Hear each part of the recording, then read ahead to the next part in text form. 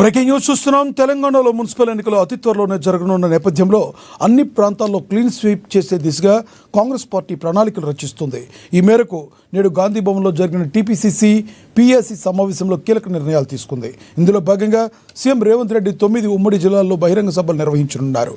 ఇదే విషయానికి సంబంధించి మరింత సమాచారాన్ని మా ప్రతినిధి హరీష్ అందిస్తారు లైవ్ ద్వారా. హరీష్, చెప్పండి, మీ దగ్గర ఉన్న తాజా సమాచారం ఏంటి?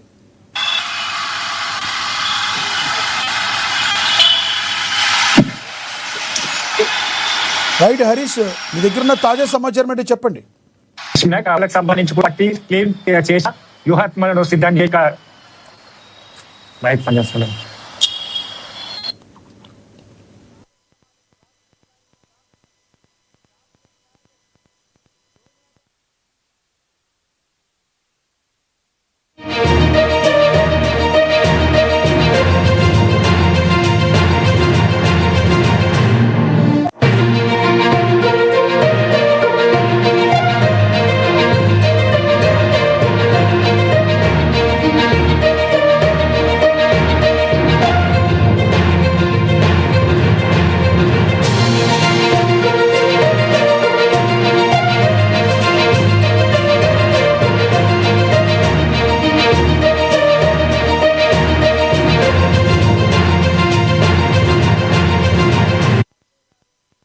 రైట్ హరీష్, మీ దగ్గర ఉన్న తాజా సమాచారం ఏంటి చెప్పండి. రైట్ లక్ష్మీనాగ్, ఏదైతే స్థానిక సంస్థల ఎన్నికల్లో కాంగ్రెస్ పార్టీ మెజార్టీ స్థానాలను కైవసం చేసుకుని అదే జోష్ ను కంటిన్యూ చేస్తూ ఇప్పుడు మున్సిపల్ ఎన్నికలకు సంబంధించి కూడా క్లీన్ స్వీప్ చేసే విధంగా కూడా వ్యూహాలతో ముందుకెళ్తుంది.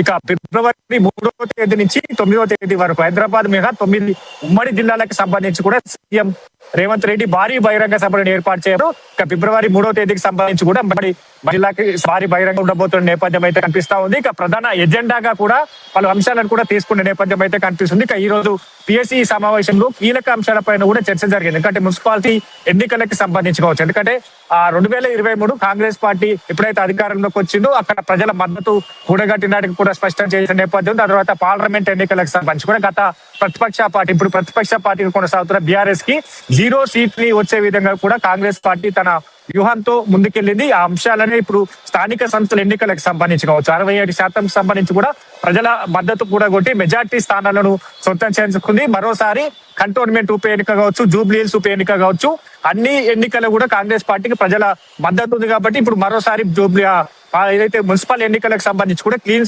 స్వీప్ చేసే దిశగా కూడా అందరూ కార్యకర్తలు సన్నిద్ధం కావాలి, నేతలంతా కూడా సన్నిద్ధం కావాలని కూడా సీఎం రేవంత్ రెడ్డి దిశానిర్దేశం చేశారు. దాంతో పాటుగా మిగతా ఏదైతే వికసిత్ భారత్ జీరామ్జీ పేరుట కూడా కేంద్ర ప్రభుత్వం జాతీయ మహాత్మా గాంధీ ఉపాధి పథకానికి సంబంధించి కూడా నూతనంగా చట్టాన్ని తీసుకొచ్చింది. దాని ద్వారా కూడా పేద బడుగు బలహీన వర్గాల ప్రజలంతా కూడా నష్టపోతా ఉన్నారు. అయితే వారికి సంబంధించి కూడా కార్పొరేట్ అధిపతులకు కావచ్చు, కార్పొరేట్ కుట్రలకు భాగంగా ఇప్పుడు ఈ పథకానికి సంబంధించి కేంద్రం ఆ నిధులను తగ్గించడం కావచ్చు, పని దినాలకు సంబంధించి కావచ్చు. గతంలో యూపీఏ హయాంలో ఈ పథకానికి సంబంధించి కూడా పేద బలహీన వర్గాలకు, రైతు కుటుంబాలకు సంబంధించి కావచ్చు, అట్లాంటి వర్గాల వారికి మేలు చేసే విధంగా కూడా ఈ పథకాన్ని రూపొందిస్తే ఇప్పుడు కార్పొరేట్ చేతుల్లో ప్రధాని మోడీ కావచ్చు రాజ్యాంగాన్ని మార్చే కుట్ర జరుగుతా ఉన్నది. ఇక అన్నిటికీ కూడా తిప్పికొట్టాలి. ఏదైతే బహిరంగ సభలు కావచ్చు, మిగతా ఈ జనవరి 20వ తేదీ నుంచి కూడా పూర్తి స్థాయిలో అన్ని గ్రామాలకు సంబంధించి కూడా వీటిని వివరించే విధంగా కూడా కార్యాచరణ సిద్ధం చేసిన నేపథ్యం అయితే ఉన్నది.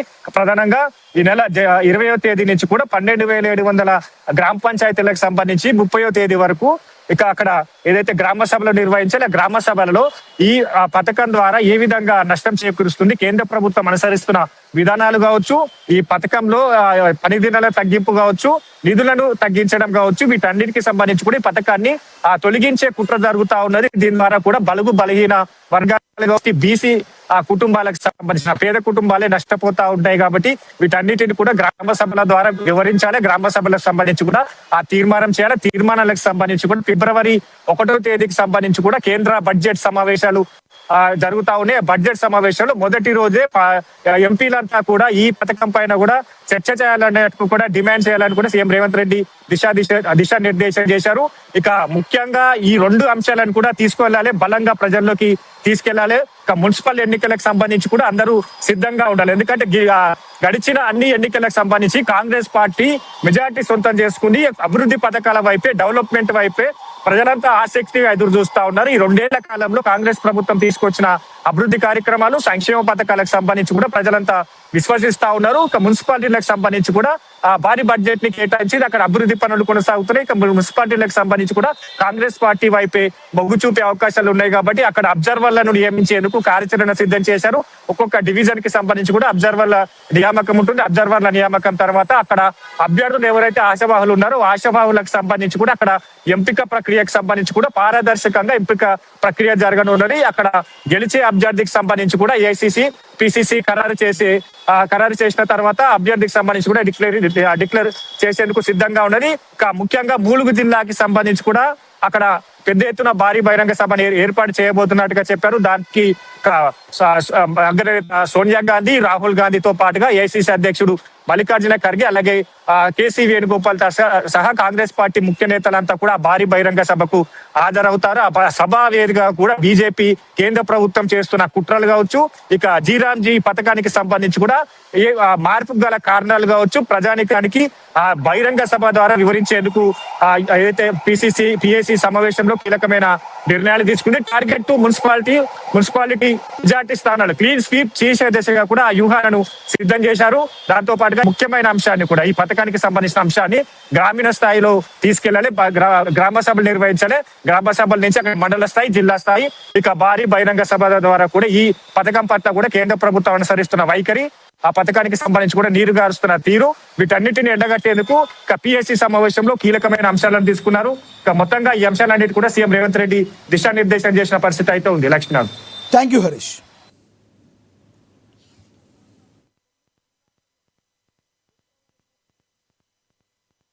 ఫిబ్రవరి 3 తారీఖు నుంచి 9 ఉమ్మడి జిల్లాలు ఉన్నాయి మనకు. హైదరాబాదు జిల్లాలో ఉపాధి హామీ ఉండదు కాబట్టి మిగతా గ్రామీణ ప్రాంతాల్లో ఉన్న 9 జిల్లాలలో ఫిబ్రవరి 3 తారీఖు నాడు మహబూబ్ నగర్ జిల్లాలో మొదలుపెట్టి ప్రతిరోజు ఒక్క జిల్లాలో ఒక్కొక్క 1,00,000 మందితోని దీనికి వ్యతిరేకంగా పెద్ద ఎత్తున బహిరంగ సభలు చేద్దాం. 9 జిల్లాలు నేను పర్యటన చేస్తా. ఫిబ్రవరి 3 తారీఖు నాడు మొదలుపెట్టి 9 జిల్లాలల్లా నరేంద్ర మోడీ గారి యొక్క దుర్మార్గమైన ఆలోచన, పేద ప్రజల యొక్క వ్యతిరేక చట్టం, రైతు కూలీలను కట్టు బానిసలుగా మార్చడానికి చేస్తున్న ప్రయత్నాన్ని తిరస్కరిస్తూ 9 జిల్లాలల్లా పెద్ద ఎత్తున సభలు పెట్టాలి. ప్రతి సభకు ఒక మంత్రికి బాధ్యత ఇచ్చి 9 సభల నిర్వహణ కూడా దీన్ని ముందుకు తీసుకెళ్ళాలి. ఈ నిర్వహణ బాధ్యతను, సమన్వయ బాధ్యతను పొంగులేటి శ్రీనివాసరెడ్డి గారిని తీసుకోవాల్సిందిగా నేను చెప్తున్నాను. టోటల్గా పర్యవేక్షణ, ఈ అన్ని కార్యక్రమాల పర్యవేక్షణకు ఈరోజు మహేష్ కుమార్ గౌడ్ గారు, బట్టి విక్రమార్క గారు, అక్క మీనాక్షి నటరాజన్ గారు, వీళ్ళు ముగ్గురు టోటల్ కార్యక్రమాలను పర్యవేక్షిస్తారు. ఈ కార్యక్రమాలకు రాష్ట్ర స్థాయిలోనే కాకుండా జాతీయ స్థాయిలో సోనియా గాంధీ గారు వస్తే అత్యంత సంతోషపడే వ్యక్తిని. ఎందుకంటే ఈ చట్టానికి రూపకల్పన చేసి ఈ చట్టాన్ని మనకు అందించింది శ్రీమతి సోనియా గాంధీ గారు. వారు ఒక కార్యక్రమంలో ఎక్కడైనా పాల్గొనే విధంగా, ముఖ్యంగా ఈ ఉపాధి హామీ చట్టాన్ని రాష్ట్రంలో అమలు చేస్తున్నది ఆ శాఖ పంచాయతీరాజ్ సీతక్క గారి నియోజకవర్గ ప్రాంతంలో పెద్ద బహిరంగ సభ పెట్టి సోనియా గాంధీ గారు, రాహుల్ గాంధీ గారు, లేకపోతే ప్రియాంక గాంధీ గారు ఎవరో ఒకరిని ఆ సభకు మొట్టమొదటి ప్రాధాన్యత శ్రీమతి సోనియా గాంధీ గారు. వారి ఆరోగ్య పరిస్థితి సహకరిస్తే వారిని తెచ్చే విధంగా, లేకపోతే ఖర్గే గారు, రాహుల్ గాంధీ గారు, ప్రియాంక గాంధీ గారిని తెచ్చే విధంగా మీ నియోజకవర్గ ప్రాంతంలో 1,00,000 మందితోటి ఈ చట్టాన్ని రద్దు చేయడానికి, నరేంద్ర మోడీ మీద యుద్ధం చేయడానికి కార్యక్రమాన్ని రూపకల్పన చేసుకోవాల్సిందిగా నేను వారికి సూచన చేస్తున్నా.